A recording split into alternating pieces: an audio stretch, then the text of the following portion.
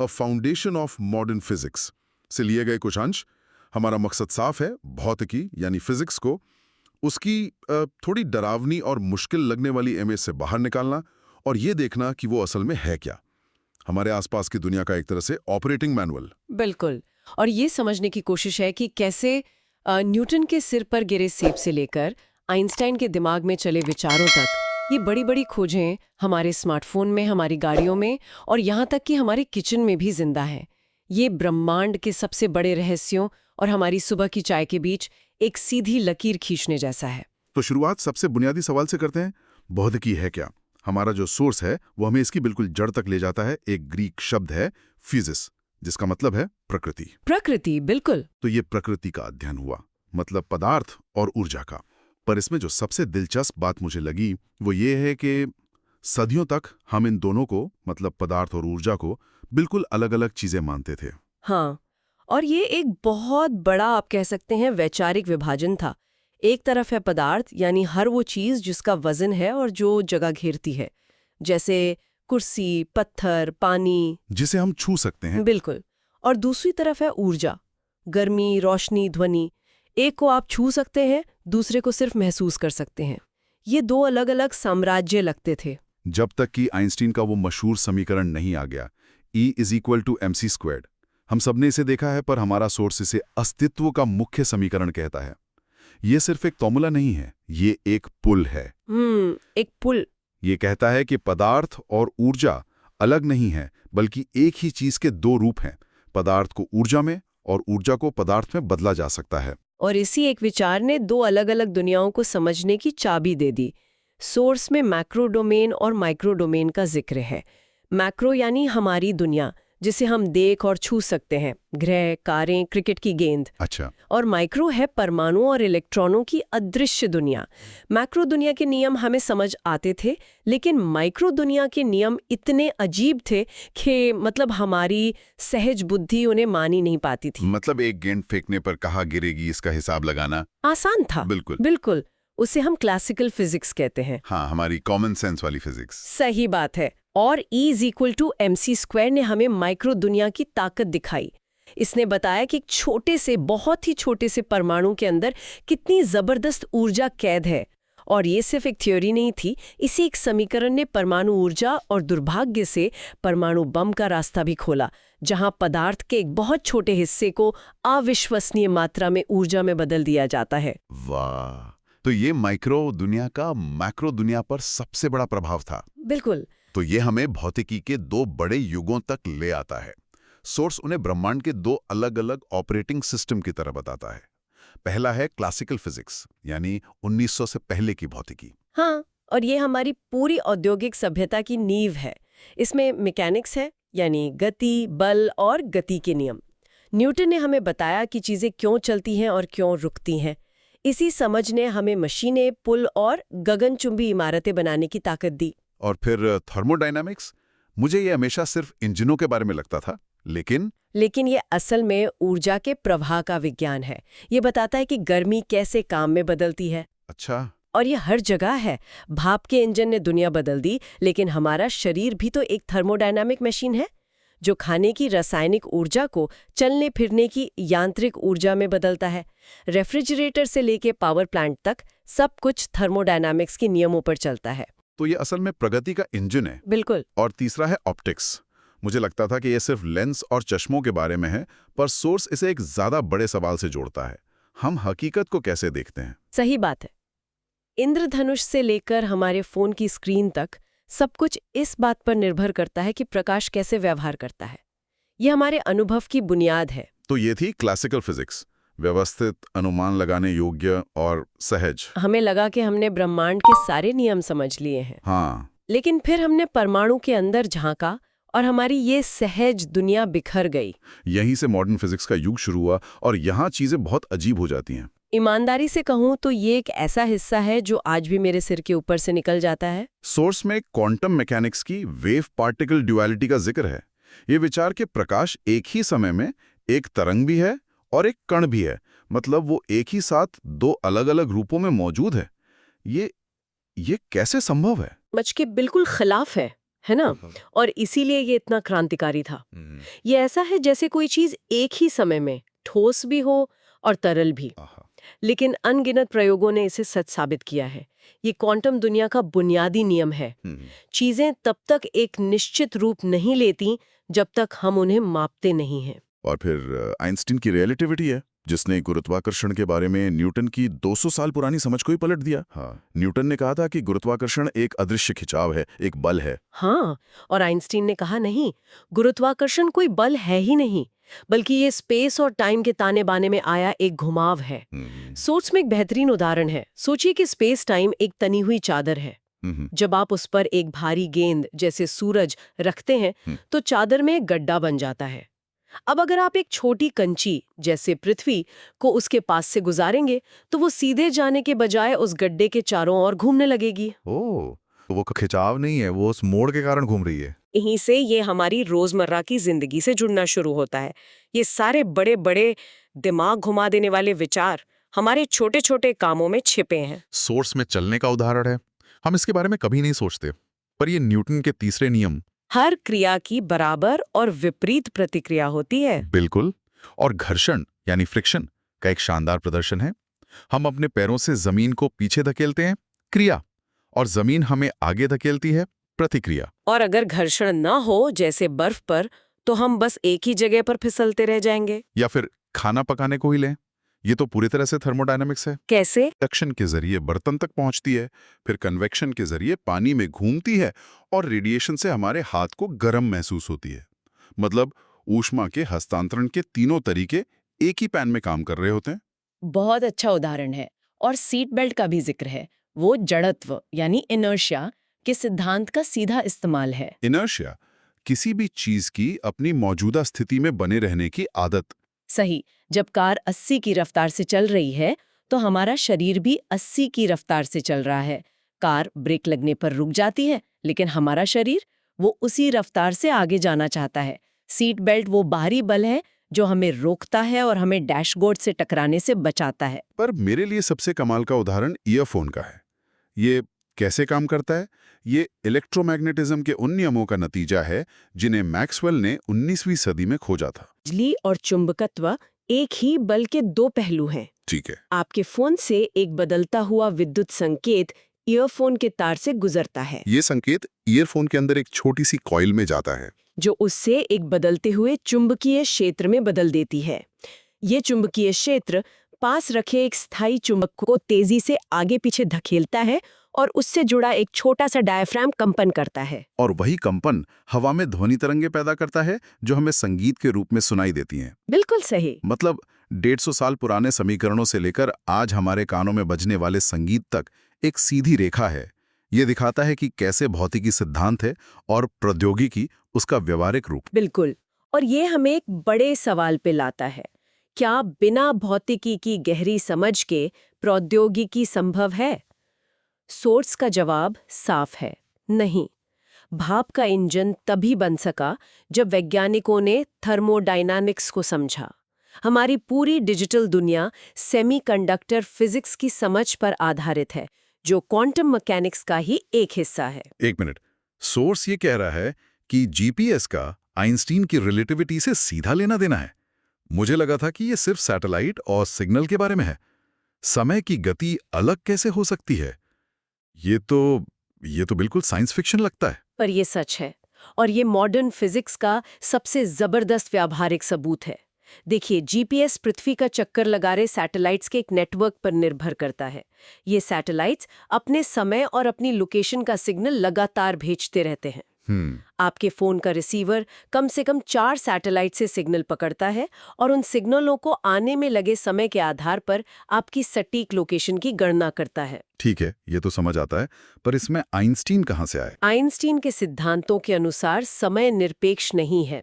ये दो चीजों से प्रभावित होता है, गति और गुरुत्वाकर्षण।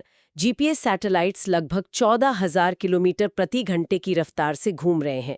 इस तेज गति के कारण उनके लिए समय हमारी तुलना में थोड़ा धीमा हो जाता है।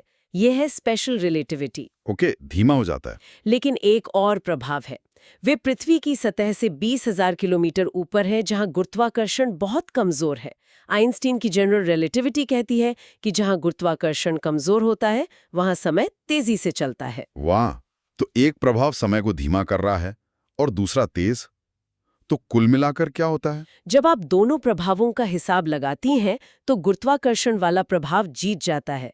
नतीजा ये होता है कि उन सैटेलाइट्स पर लगी परमाणु घड़ियां पृथ्वी पर हमारी घड़ियों की तुलना में हर दिन लगभग 38 माइक्रोसेकंड तेज चलती हैं। 38 माइक्रोसेकंड, ये तो बहुत ही कम लगता है। इससे क्या फर्क पड़ता है? बहुत बड़ा फर्क पड़ता है। प्रकाश एक माइक्रोसेकंड में 300 मीटर की दूरी तय करता है। अगर इंजीनियर इस 32 माइक्रोसेकंड के अंतर को अपने कैलकुलेशन में ठीक नहीं करते तो जीपीएस सिस्टम में हर दिन लगभग 10 किलोमीटर की गलती जमा होती जाएगी। 10 किलोमीटर? हाँ, एक ही दिन में आपका जीपीएस आपको बताएगा कि आप अपने पड़ोसी के घर में हैं और 2 दिन में बताएगा कि आप दूसरे शहर में हैं, या पूरी तरह से बेकार हो जाएगा। तो अगली बार जब कोई मैप्स का इस्तेमाल करे तो उसे अदृश्य रूप से आइंस्टीन को धन्यवाद कहना चाहिए। ये कमाल है। और ये मुझे सोचने पे मजबूर करता है कि इन विचारों के पीछे किस तरह के लोग थे। जीपीएस जैसी तकनीक आइंस्टाइन के बिना संभव नहीं थी।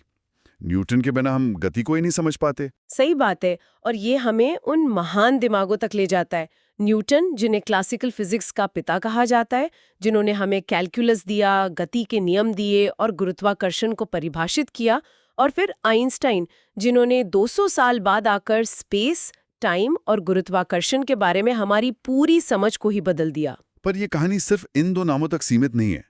ये सोचना आसान है कि ये सब पश्चिम में हुआ, लेकिन सोर्स भारत के कुछ अविश्वसनीय योगदानों पर भी प्रकाश डालता है जिन्होंने खेल के नियमों को ही बदल दिया। हाँ, और ये बहुत महत्वपूर्ण है। सबसे पहले सर सीवी रमन। उन्होंने रमन इफेक्ट की खोज की, जो बताता है कि जब प्रकाश किसी अणु से टकराता है तो वो कैसे बिखरता है। और ये सिर्फ एक अकादमिक खोज नहीं थी, है ना? बिल्कुल नहीं। आज रमन स्पेक्ट्रोस्कोपी का इस्तेमाल दवा की जांच से लेकर विस्फोटक का पता लगाने तक हर चीज में होता है, और इस काम के लिए उन्हें 1930 में भौतिकी का नोबेल पुरस्कार मिला। वो ये पुरस्कार जीतने वाले पहले एशियाई थे। ये उस समय एक बहुत बड़ी बात रही होगी। ये दिखाना कि विज्ञान की दुनिया में कोई भौगोलिक सीमा नहीं होती। बिल्कुल। और फिर होमी जे भाभा हैं, जिन्हें भारतीय परमाणु कार्यक्रम का जनक कहा जाता है। उन्होंने सिर्फ कॉस्मिक किरणों का अध्ययन नहीं किया, उन्होंने E=mc² की शक्ति को भारत के भविष्य से जोड़ा। उनका सपना था कि इसी समीकरण का इस्तेमाल करके भारत ऊर्जा में आत्मनिर्भर बने। ये दिखाता है कि कैसे एक सैद्धांतिक विचार एक राष्ट्र की नियति को आकार दे सकता है। और एक नाम जो मुझे हमेशा आकर्षित करता है वो है सत्येंद्र नाथ बोस।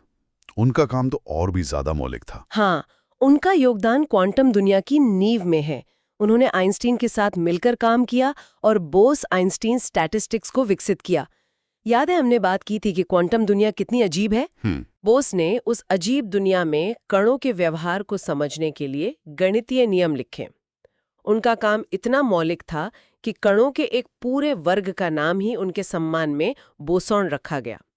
हिग्स बोसॉन, जिसे कभी-कभी गॉड पार्टिकल भी कहा जाता है, इसी परिवार का सदस्य है। एक भारतीय वैज्ञानिक के नाम पर ब्रह्मांड का एक मूलभूत कण। तो हमने भौतिकी की परिभाषा से शुरुआत की और अब हम एक ऐसे कण पर बात कर रहे हैं जिसका नाम एक भारतीय के नाम पर है। हमने देखा कि ये सिर्फ ब्लैकबोर्ड पर लिखे मुश्किल फॉर्मूलों के बारे में नहीं है, बल्कि खाना पकाने की प्रक्रिया से लेकर हमारी सुरक्षा करने वाली सीट बेल्ट और रास्ता दिखाने वाले जीपीएस तक हर चीज में मौजूद है। और सोर्स का समापन एक बहुत ही गहरे विचार के साथ होता है, वैज्ञानिक दृष्टिकोण, साइंटिफिक टेम्परमेंट। ये सिर्फ विज्ञान जानने के बारे में नहीं है, बल्कि ये सोचने का एक तरीका है, तर्क करना, सवाल पूछना और सबूतों की मांग करना। सही। इसमें एक बहुत ही विनम्र विचार छिपा है कि भौतिकी में कोई भी सिद्धांत अंतिम या पवित्र नहीं होता। मतलब कोई भी नियम हमेशा के लिए पत्थर की लकीर नहीं है। आइंस्टाइन ने न्यूटन को गलत साबित कर दिया, तो कोई आइंस्टाइन को भी गलत साबित कर सकता है। बिल्कुल। अगर कल कोई नया प्रयोग आता है जो रिलेटिविटी के किसी पहलू से मेल नहीं खाता, तो वैज्ञानिकों को उस सिद्धांत को या तो संशोधित करना होगा या फिर उसे पूरी तरह से बदलना होगा। यही विज्ञान की खूबसूरती है।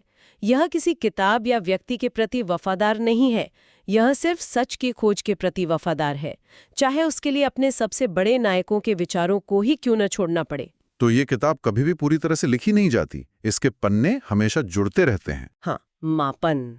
हाँ, ये सुनने में थोड़ा स्कूल की फिजिक्स लैब जैसा लगता है। बिल्कुल, वर्नियर कैलिपर्स और स्क्रू गेज की यादें ताज़ा हो जाती है। लेकिन जरा इस नज़रिए से सोचिए, मान लीजिए हमें मंगल पर एक रोवर भेजना है। ठीक है।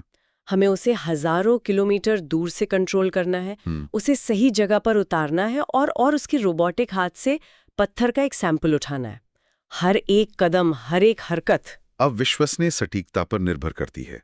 और यहाँ सबसे बड़ी चुनौती यह है कि ह्यूस्टन में बैठे एक इंजीनियर का 1 मीटर और 1 सेकंड बिल्कुल मंगल पर मौजूद रोवर के 1 मीटर और 1 सेकंड के बराबर होना चाहिए। बिल्कुल। अगर जरा सा भी फर्क हुआ तो अरबों डॉलर का मिशन सेकंडों में तबाह हो सकता है। तो आज की हमारी पड़ताल इसी खोज के बारे में है। हमारे पास जो स्रोत सामग्री है वो भौतिक राशियों और सार्वभौमिक मापन प्रणालियों की नींव पर आधारित है। जी। और हमारा मिशन ये समझना है कि इंसानों ने ये सटीकता कैसे हासिल की।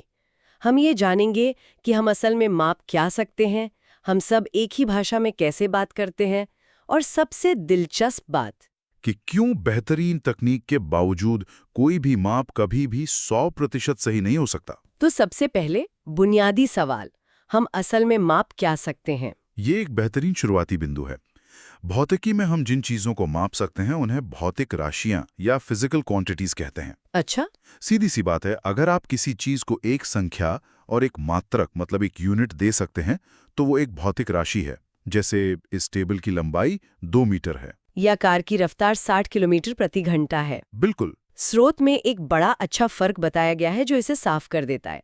हम लंबाई माप सकते हैं लेकिन खुशी या दुख जैसी भावनाओं को नहीं। हाँ, मतलब मैं ये नहीं कह सकता कि मैं 5 यूनिट खुश हूं। सही। तो भावनाएं भौतिक राशियां नहीं हैं, और स्रोत के मुताबिक इन राशियों को 2 मुख्य ग्रुप में बांटा गया है, अदिश यानी स्केलर और सदिश यानी वेक्टर। हाँ, और ये बंटवारा सिर्फ एक चीज पर आधारित है, दिशा। अदिश राशियां वो हैं जिन्हें बताने के लिए सिर्फ एक संख्या यानी परिमाण या मैग्नीट्यूड काफी है, जैसे 5 किलो चीनी, 10 सेकंड का समय। 100 डिग्री सेल्सियस तापमान। हाँ, इनमें दिशा का कोई काम नहीं। ये पूछना अजीब लगेगा कि किस दिशा में 5 किलो। और दूसरी तरफ है सदिश राशियां, जहां मान के साथ साथ दिशा भी उतनी जरूरी है। जैसे बल लगाना, अगर मैं कहूं कि मैंने 5 न्यूटन का बल लगाया तो ये जानकारी अधूरी है। आपको बताना पड़ेगा कि बल किस दिशा में लगा, आगे, पीछे, ऊपर या नीचे। विस्थापन, वेग, त्वरण, ये सब इसके उदाहरण हैं। और सिर्फ दिशा होना ही काफी नहीं है। सदिश राशियों को जोड़ने के अपने खास नियम होते हैं, जैसे वेक्टर के त्रिभुज का नियम। आप उन्हें आम संख्याओं की तरह नहीं जोड़ सकते। इलेक्ट्रिक करंट एक अदिश राशि है। लेकिन कैसे? हम तो स्कूल से हर सर्किट डायग्राम में करंट के लिए तीर बनाते हैं, जो पॉजिटिव से नेगेटिव की तरफ जाता है। सही है। तो तीर का मतलब दिशा और दिशा का मतलब सदिश। तो ये अदिश कैसे हो सकता है? क्या हम स्कूल में कुछ गलत सीख रहे थे? नहीं, आप गलत नहीं सीख रही थी, बस आधी कहानी सीख रही थी। ये भौतिकी के सबसे दिलचस्प अपवादों में से एक है। अच्छा। और इसका जवाब इस बात में छिपा है कि भौतिकी में किसी चीज का व्यवहार उसकी सतही पहचान से ज्यादा मायने रखता है। व्यवहार से आपका क्या मतलब है? मेरा मतलब है कि वो राशि जुड़ती कैसे है। मान लीजिए एक जंक्शन पर 2 तार मिल रहे हैं। ठीक है। एक तार से 3 एम्पियर्स का करंट आ रहा है और दूसरे से 4 एम्पियर का। तो जो तीसरा तार बाहर जा रहा है उसमें हमेशा 7 एम्पियर का करंट होगा, हमेशा। अच्छा, इससे कोई फर्क नहीं पड़ता कि वो तार किस एंगल पर मिल रहे हैं? कोई फर्क नहीं पड़ता, चाहे वो 90 डिग्री के कोण पर मिल रहे हों या 120 डिग्री पर। अरे, तो ये तो सीधा साधा 3 + 4 = 7 वाला गणित है। एग्जैक्टली। ये सामान्य बीजगणितीय जोड़ का पालन करता है, ना कि सदिश जोड़ के नियमों का। अच्छा। अगर करंट एक सदिश राशि होता तो बाहर जाने वाले करंट का मान तारों के बीच के कोण पर निर्भर करता। तो भले ही हम सुविधा के लिए तीर बनाते हैं, लेकिन उसका व्यवहार अदिश जैसा है, और भौतिकी में व्यवहार ही राजा है। बिल्कुल सही। वाह, ये तो बहुत बड़ा आहा मोमेंट है। ठीक है, तो अब हम जानते हैं कि हम क्या माप रहे हैं, लेकिन वापस हमारे मंगल रोवर वाले सवाल पर आते हैं। हम ये कैसे सुनिश्चित करें कि सब एक ही माप का इस्तेमाल कर रहे हैं? अगर मैं किसी चीज को 1 हाथ लंबा कहूं और कोई और उसे 2 बित्ता कहे तो हमारा रोवर तो क्रैश ही हो जाएगा। बिल्कुल, और इतिहास में ऐसा ही होता था। अलग अलग जगहों पर अलग अलग प्रणालियां थीं। जैसे CGS और FPS। हाँ, स्रोत में जिक्र है CGS प्रणाली का, जो सेंटीमीटर ग्राम सेकंड पर आधारित थी, फ्रांस में चलती थी। वहीं ब्रिटिश लोग FPS यानी फुट पाउंड सेकंड का इस्तेमाल करते थे। MKS प्रणाली भी थी।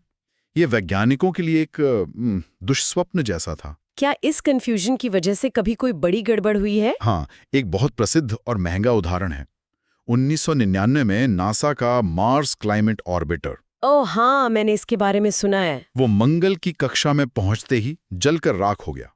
$125 मिलियन का नुकसान। बाप रे, पर हुआ क्या था? यानी पाउंड सेकंड में गणना की थी, जबकि नासा की नेविगेशन टीम SI प्रणाली मतलब न्यूटन सेकंड का इस्तेमाल कर रही थी। सिर्फ एक यूनिट कन्वर्शन की गलती। हाँ, उस छोटी सी गलती ने पूरे मिशन को तबाह कर दिया। ये तो बहुत बड़ी चूक है। तो इसी तरह की गड़बड़ियों से बचने के लिए एक स्टैंडर्ड बनाया गया होगा। सही।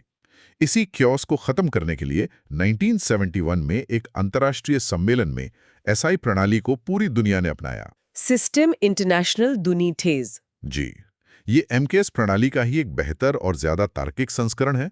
आज वैज्ञानिक चाहे कहीं भी हो, वे इसी भाषा में बात करते हैं। और इस भाषा की नींव है 7 मूल मात्रक। हाँ, भौतिकी के 7 स्तंभ है: metre, kilogram, second, ampere, kelvin, mole और कैंडेला। और इनकी परिभाषाएं किसी राजा के हाथ की लंबाई पर नहीं, बल्कि ब्रह्मांड के नियमों पर आधारित हैं।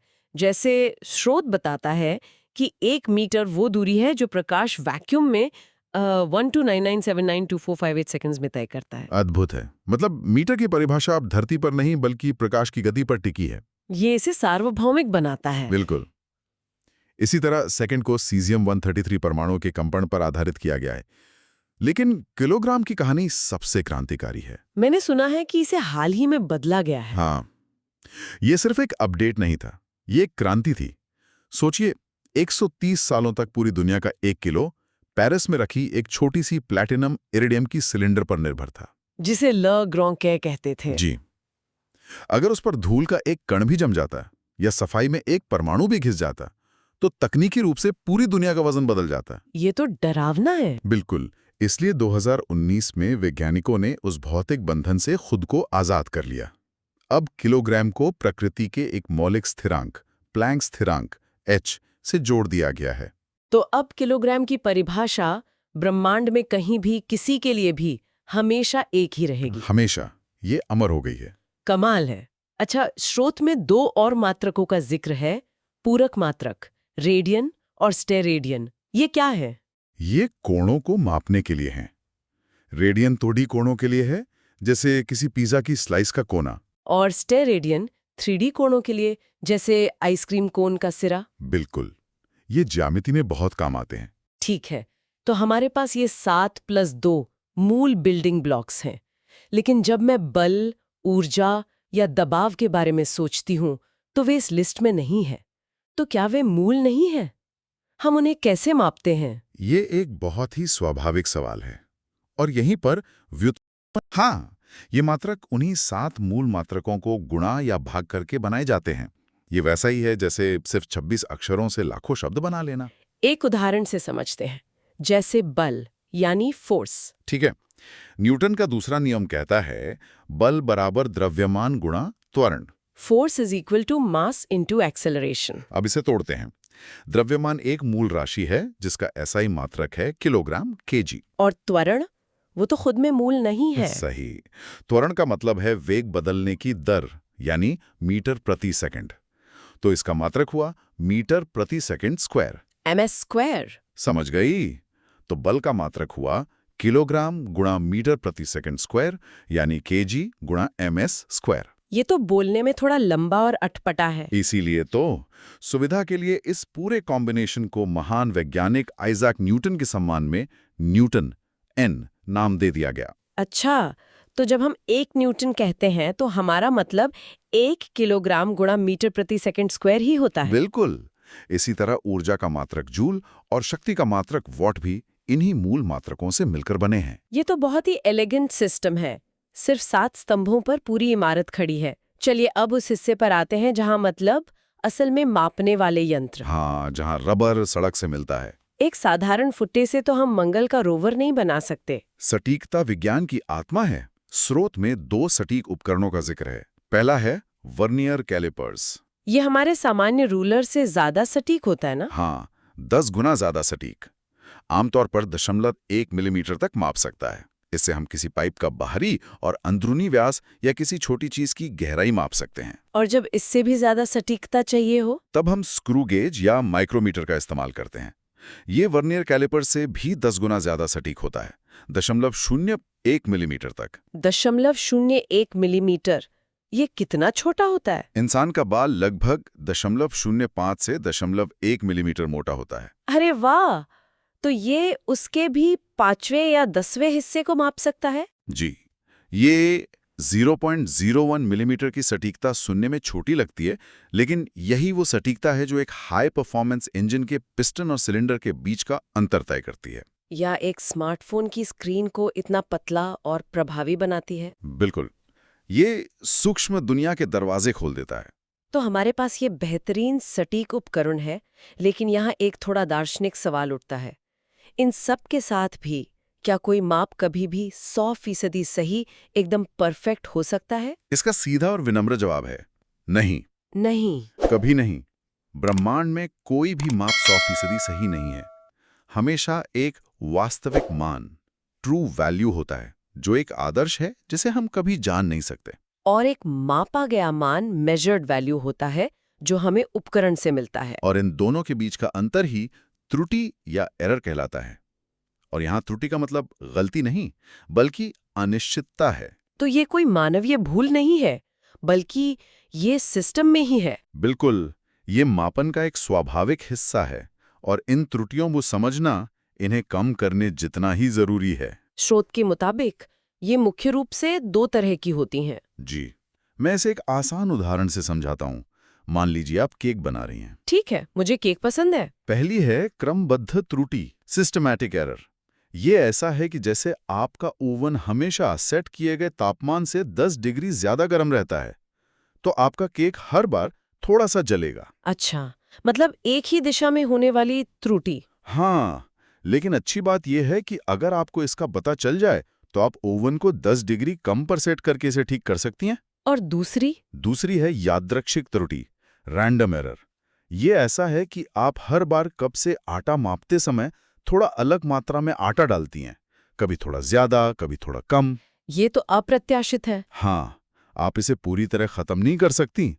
जैसे माप लेते समय हवा का झोंका आ गया, या आपके हाथ में हल्की सी कंपन हो गई। तो फिर इससे कैसे निपटा जाए? इसका सबसे अच्छा तरीका है कि आप एक ही माप को कई बार लें, मान लीजिए 20 बार, और फिर उन सभी का औसत निकाल लें, ताकि जो उतार चढ़ाव हैं वे एक दूसरे को संतुलित कर दे। सही, और आपका नतीजा वास्तविक मान के बहुत करीब पहुंच जाता है। तो इसका मतलब ये है कि एक वैज्ञानिक के तौर पर आप क्रमबद्ध त्रुटियों से नफरत करते हैं क्योंकि वे आपकी लापरवाही दिखाती हैं, लेकिन आप यादृच्छिक त्रुटियों का एक तरह से सम्मान करते हैं क्योंकि वे ब्रह्मांड की स्वाभाविक अनिश्चितता का हिस्सा हैं। ये कहने का एक बहुत ही शानदार तरीका है। बिल्कुल सही। और एक अल्पतमांक त्रुटि भी होती है ना, जो उपकरण की अपनी सीमा है। हाँ, लीस्ट काउंट एरर।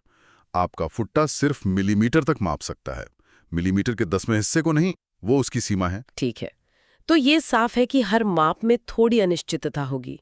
तो फिर एक वैज्ञानिक अपने नतीजों को ईमानदारी से कैसे बताए ताकि दूसरे को पता चले कि ये माप कितना भरोसेमंद है? बहुत जरूरी सवाल, और इसका जवाब है सार्थक अंक, यानी सिग्निफिकेंट फिगर्स की अवधारणा में। ये विज्ञान में ईमानदारी की भाषा है। आप ऐसा कह सकती हैं।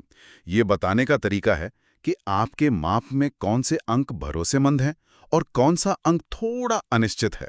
इसके कुछ नियम है ना?